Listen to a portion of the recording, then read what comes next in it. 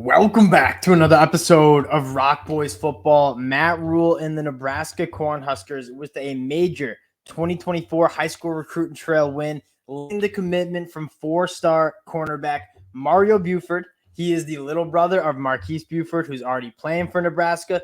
And you're seeing Matt Rhule kind of leverage that Texas roots where he was coaching at Baylor and going down to the state of Texas and landing some really, really talented kids. Obviously, Roger Gradney, the number one commit in this 2024 class for Nebraska from Texas. Now the number two commit in the 2024 class, Mario Buford, also from the state of Texas.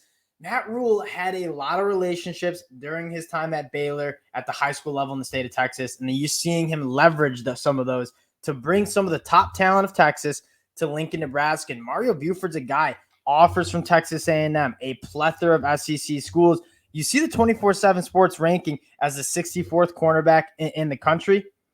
Well, the composite has him at the 28th cornerback in the country. And you take a look at some other recruiting services like On3, they have him as a top 150 national prospect. There's a lot to like about Mario Buford and what he brings. And you take a look at his offer sheet. Schools that wanted this kid to come play for their program, it's a laundry list. Every school in the team in the country wanted a kid like Mario Buford. Nebraska able to pull him out of the state of Texas and get him up to Lincoln. Now, before we get into it, I want to kind of get into Mario Buford and what he's going to bring to this Nebraska team. Then we're going to take a look at what this 2024 class is shaping up to be. I just want to say thank you to you guys, and especially the Nebraska fans. So many of y'all are Nebraska fans, and can't thank you guys enough for all the support you guys have shown. We talk a lot of Nebraska football here. I obviously was at a game. I tell you guys the story of this all the time. At a game 2 years ago, by far the best environment, and Nebraska wasn't even that good that year. And you guys continue to just be some of the best fans in the country. So thank you to you guys. It's been a blast talking this Matt Rhule transition. A lot of hype around the program, including with myself. So appreciate you guys. If you do enjoy the content, consider subscribing to the channel. Let's get into Mario Buford and what I think he's going to bring to this Nebraska defense. And this is probably the most important. We always talk about defensive line and recruiting some of those dogs, and they did a really good job with a Cam Lenhart in 2023, Prince Will in 2023. Those guys are going to be studs. But in this Tony White defense, you have a lot of speed on the field. That is something that he did at Syracuse, and he's bringing to Nebraska. So what Tony White wants to do is get a lot of good bodies at that cornerback and safety position that are going to be able to go play good football in Nebraska because they're going to use a lot of those guys. It's probably the most important position in the Nebraska defense, in the Tony White defense. And your top two commits in this 2024 class probably both going to be playing in the secondary in Mario Buford and Roger Gradney. And I think that's the selling point. Like, Tony White plays a little bit of a different brand. He's going to let those guys in the secondary play a little bit more loose, be playmakers, which is something that I don't think Nebraska's defense has been like the last couple of years. More of a black and white. We're going to play kind of our base defense and try to play disciplined football, which it wasn't always that, but that's what they wanted to do. And Tony White's going to be like, you guys are going to be able to go make plays for us. And I think that is really appealing for guys like Roger Gradney and Mario Buford who believe in their capabilities, want to go play in a defense where they're going to be able to go make plays.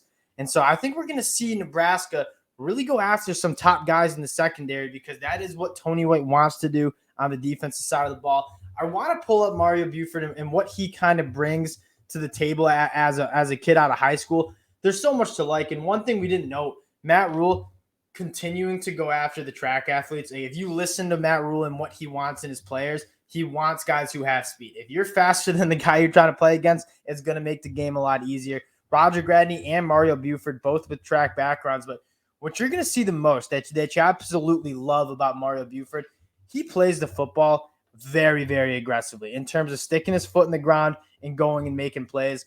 I'm a massive fan. When I checked out his film, and I always try to get like a 5-10 minutes of film in on these kids before I come on and talk about them.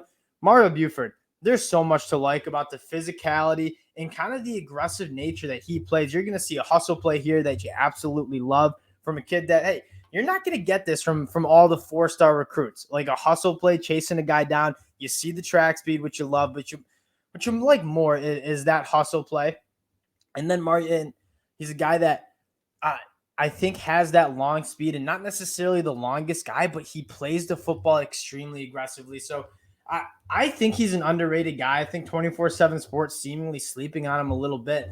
I want to take a look at this 2024 class and what we're talking about right now. Again, top 2 players in this 2024 class are from the state of Texas. You have Willis McGahee. I want to talk a little bit about Daniel Kalen and what a nice job I think Matt Rhule and this coaching staff did pivoting from Dylan Raiola. And when you have a chance, even a sliver of chance, to land the number 1 quarterback in the class and number 1 player in the country, Nebraska put all their eggs in that basket to go try and make it happen. Obviously, it didn't work. What's more impressive, and this is high school recruiting is a game of pivots. You're not going to get every single guy that's on the top of your board. And how well can you miss out on a top guy and pivot to another guy that's going to be able to come in and be productive means a lot. Matt Rhule, in his first full cycle, doing a really nice job pivoting to Daniel Kalen out of Bellevue West, who was committed to Missouri. I think Matt Rhule was, from what I've read, Matt Rhule was pretty transparent saying, hey, we're going to go after Dylan Raiola. We know you're a damn good football player. If Dylan Raiola doesn't work, like, we want you. You're not just a second choice. You're a guy that's high on our board. And then shout out Daniel Kalen for kind of understanding that, hey, you have the chance to go out and get Dylan Raiola. I get that. I'm going to commit to Missouri. But when Nebraska came knocking, that was his dream school. They're able to kind of pivot and land Daniel Kalen, who's going to the Elite 11 camp this weekend. A lot to like about what he brings to the table. And even more, if you take a look at some of their visits, Daniel Kalen, the teammate of some major Nebraska targets, Davon Hall from Bellevue West, Isaiah McMorris, both from Bellevue West. So I think it'd be massive for them to Daniel Kalen suddenly becomes your biggest recruiter for some of those guys. The 2 guys, I should say, that Nebraska really wants to land. One, you see Carter Nelson, and I think Nebraska has a great shot at landing him, right? It seems like Georgia is the other team that's going after him. Georgia already has 2 tight ends locked in this 2024 class. So what I think Nebraska can sell is, one, Marcus Satterfield and what he wants to do on the offensive side of the ball. He wants to use those tight ends. And so for Carter Nelson, who's a guy that is a freak show, like 6'4", 210 pounds, phenomenal speed and matchup nightmare, probably sees himself as being a significant playmaker for Nebraska.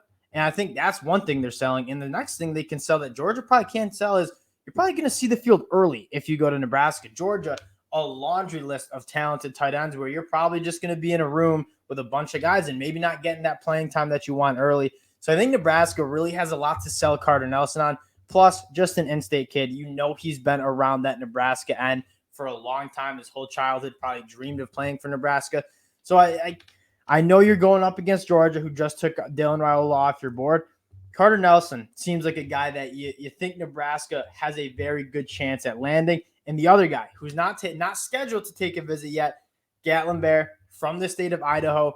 You know Matt Rhule values track speed. Gatlin Bear is different with the track numbers. And I'm not a big track guy, but what, a 10-1-5 100-meter dash?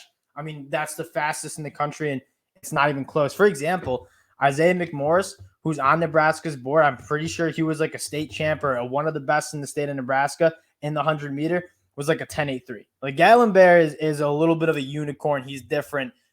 If Nebraska can land one out of those 2 guys, I really do think you're seeing Nebraska as potentially a top 20 class in Matt Rhule's first recruiting cycle at Nebraska.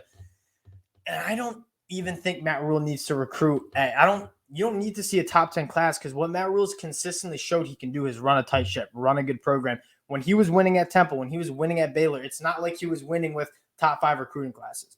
This dude, I think, I shouldn't call Matt Rhule dude. Matt Rhule will be able to, if he can get top 20 recruiting classes, I think you're going to see Nebraska win a lot of football games, because Matt Rhule is proven to be one of the best developers and program managers that we've seen in a long time at the college football level. So I'm extremely excited about what Nebraska is doing on the recruiting trail, obviously landing Mario Buford, but also what Nebraska is going to be able to do and Matt Rhule is going to be able to do with this increased talent that he'll be able to work with in Lincoln, Nebraska. Again, appreciate you guys checking us out. Wanted to keep this one short, but a nice get for Nebraska tonight in Mario Buford.